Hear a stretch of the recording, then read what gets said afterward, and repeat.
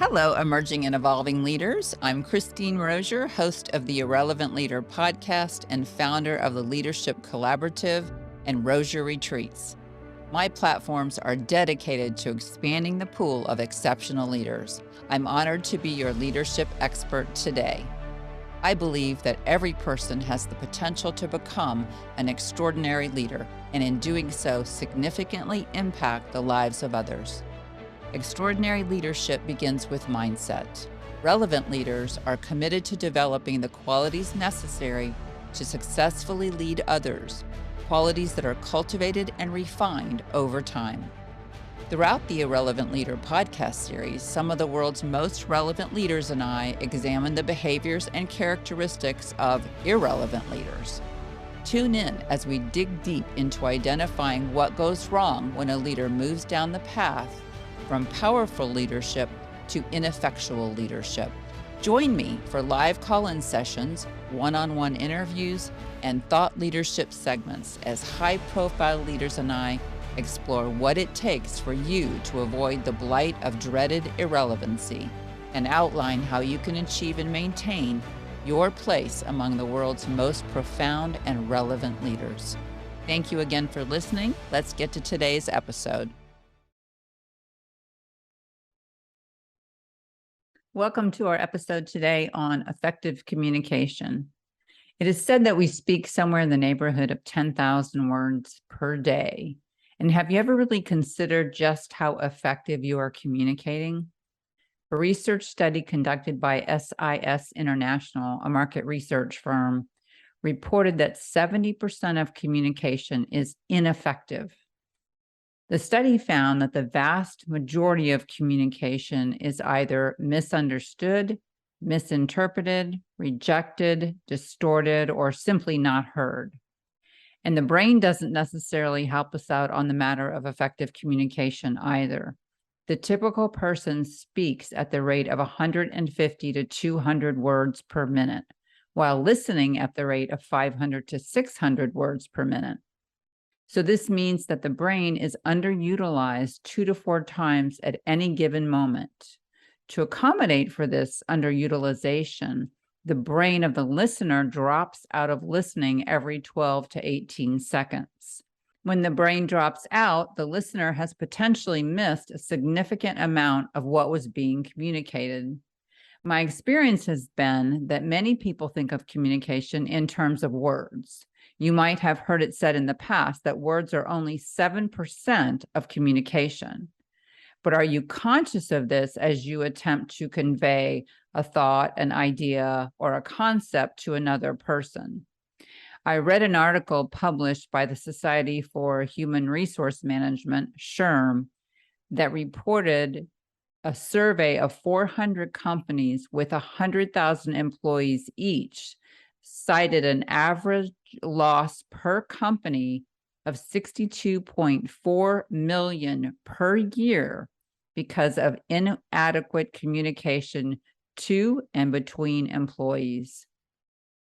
In addition to the monetary costs, while I have not conducted any formal research, I'm convinced that so much of the time, conflict is the result of ineffective communication. We don't often correlate trust with effective communications, but studies show that communication that is highly effective includes very high levels of trust. Even our genes can be positively impacted or negatively impacted by communication. In the field of epigenetics, research validates the importance and power of conversations in actually shaping our DNA. Through conversations, we have the ability to turn transcription genes on and off. I find this fascinating. In her work, conversational intelligence author Judith Glaser applies neuroscience from across the world to develop an understandable and easy to apply framework for knowing what kind of conversations trigger the lower, more primitive brain and what activates higher level intelligence such as trust, integrity, empathy, and good judgment. She essentially categorizes communication into 3 levels. In level 1, Judith tells us this is where we tell, sell, or yell. So think of this as a transactional level. People are sharing information related to facts, updates, or confirming that you and I are on the same page. Level 1 does not require, nor does it foster, any amount of trust. So think of level 2 as advocating. This is where we build consensus, negotiate, compromise, inquire. Our inquiry is only to understand the beliefs of the other person and what their position on a particular topic might be. What I'm really doing is advocating for what I want. So trust here at level 2 is very conditional. Level 3, which is the highest level of communication, number 1, creates a very high level of trust. And the purpose of level 3 is to transform, discover, share, join. Think of those words when you're thinking about level 3 communication. So some of the elements of level 3 communication include co-creating conversations. So we're shifting from exclusion to inclusion, from I to we. Here we're interested in sharing and discovering ideas. We're also thinking about humanizing conversations. We're moving away from judging and into appreciating. We're open to others expressing their feelings, and we're creating the environment for them to feel comfortable in doing so. We're also fostering aspiring conversations where people feel comfortable embracing possibilities and expanding and brainstorming. And another element of level 3 conversation is about generating conversation, not always being right. So here we're looking at creativity and innovation and not hard lines between this way and that way, but we're looking to foster imagination.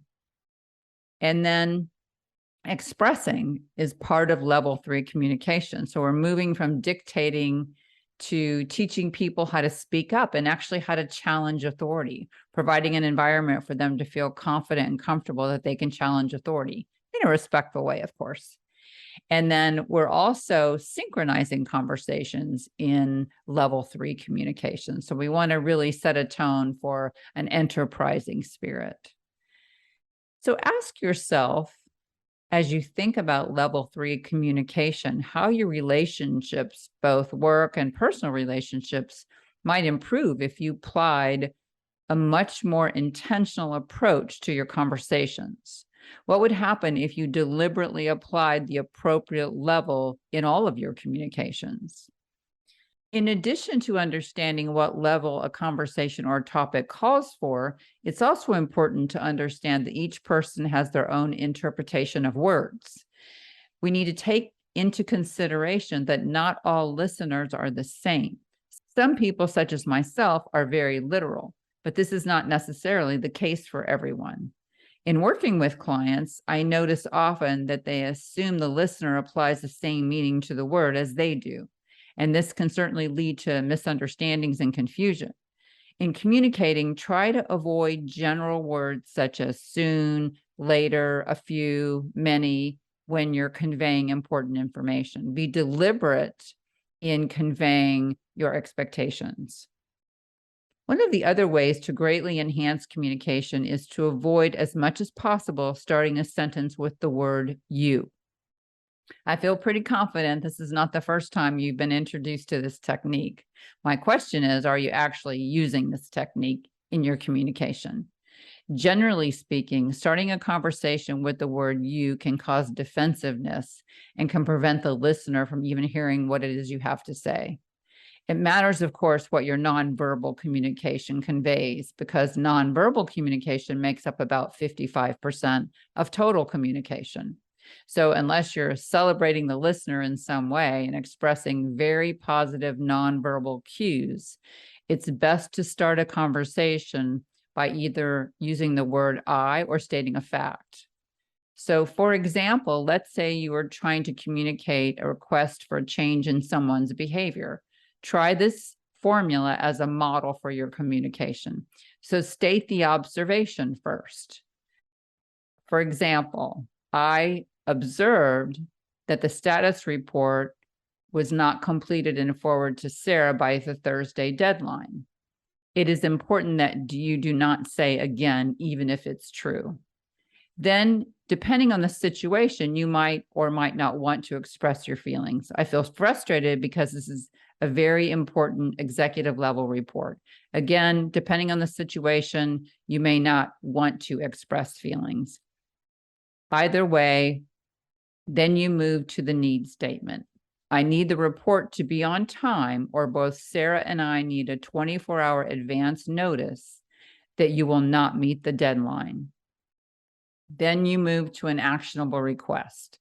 So everyone is very clear what the actual request is. My request for the future is that either the report be turned in on time, or you provide Sarah and myself with 24-hour notice. I think it's always important to ask for agreement or negotiate if you're not getting agreement. So can we agree that this is our new approach moving forward? Depending on what the person says, I'm not able to agree to that, then you can start negotiation. Practice improving your communication skills. Start by realizing that much of what you say won't even be heard as the brain of the listener drops in and out of the conversation. One way to manage this is simply to ask them in a non-threatening way, what is it that they heard you say? You can let them know that you're working on your communication skills and would welcome feedback. Next, be intentional in applying the conversational categories to the types of conversations you are having. If you are attempting to build trust, you will fail if you are using level 1 or 2, and you need to move and shift into level 3. Be very clear in what you are communicating. Do not use words that are vague and can have many different interpretations. As much as possible, avoid starting the conversation with the word you. Remember that 55% of communication is nonverbal, so pay close attention to those nonverbal cues. Practice these concepts as they become the norm, and watch as your communication moves from being misunderstood to completely understood. Thank you for joining me, Christine Rozier, and the Irrelevant Leader podcast series. Remember this, you are more extraordinary and capable than you think. To become the leader you aspire to be, you need the right tools and support to assist you in developing and maintaining the characteristics found in great and relevant leaders. That's why I host the Irrelevant Leader podcast, direct the year-long leadership collaborative, and Rozier Leadership Retreats. Visit the website at christinerozier.com, that's spelled R-O-S-I-E-R, to learn more. Check out the podcast page for upcoming live events and interviews with amazing, relevant leaders. If you're not already on the mailing list, then please sign up to join me and this powerful network of exceptional leaders. Thank you.